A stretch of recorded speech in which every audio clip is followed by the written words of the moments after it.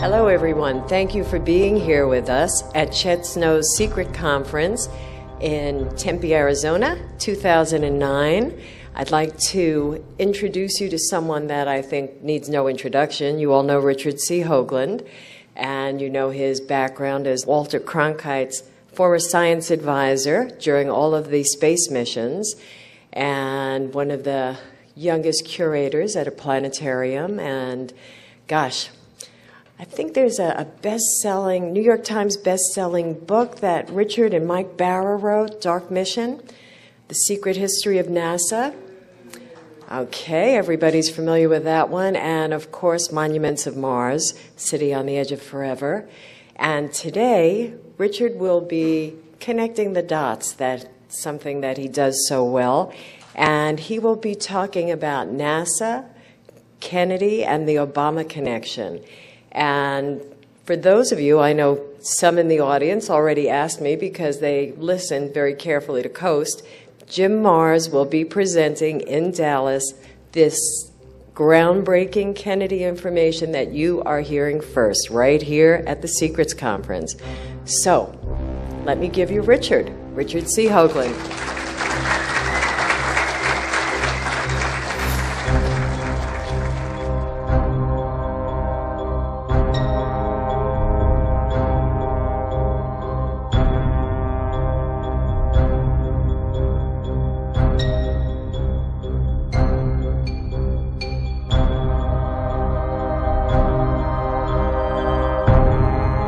It's 46 years this weekend since John Kennedy was killed.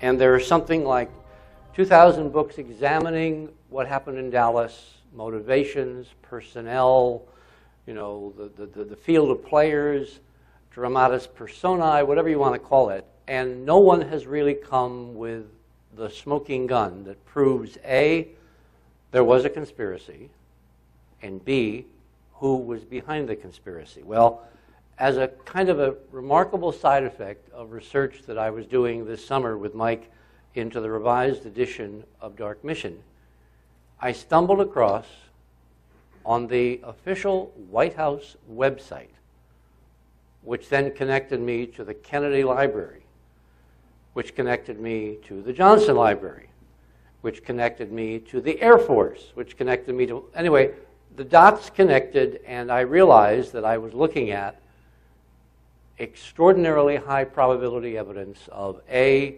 proof there was a conspiracy to kill the president, and B, who in fact was the only person who could have masterminded that plot. And so that's what we intend to do this morning, is to show you something, as Robin just said, that no one has ever seen except for Mike and Joe Farrell and a couple other people that I brought in to, you know, ask myself, you know, am I nuts? Is this really what I think it is? And Mike, I don't know whether Mike even remembers what I showed him. It was quite a while ago. You do? Okay, okay. So Mike's memory is good this morning. That's you know, he lives in LA, so we have to always check for smog. You know, they have this smog indicator. But Mike's memory is right there. Did Sean get back? Is he here? Oh, hi there. This will be one for the history books, I hope. Anyway, moving on. What you also see on this screen, besides JFK, is the current president. And he's standing in front of something very interesting. He's standing in front of the Aztec calendar in Mexico City at the museum, where Robin and I were this spring filming for the NBC SyFy Special. And what's interesting is that he requested specifically to be photographed in front of the calendar. And it's not his normal pose. As you can see, he does not look very happy. As we move through the morning, you will hopefully see why. With that said, let's go right into this. The calendar is called the Mayan calendar, but in fact, it's really the Aztec calendar stone, which is derivative from the Mayan calendar.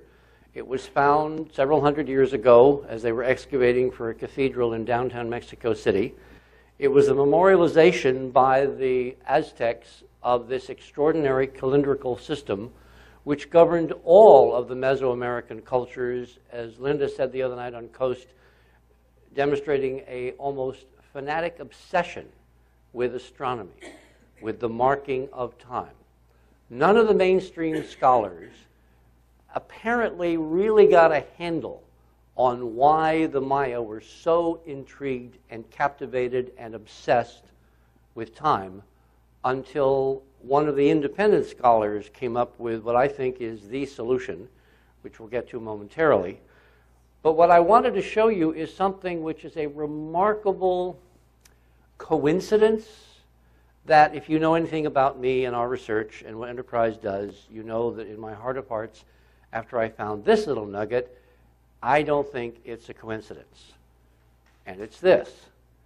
The Gregorian calendar and the 13th Baktun cycle come to a precise simultaneous end at 11:11 a.m. Greenwich Mean Time on December 21, 2012.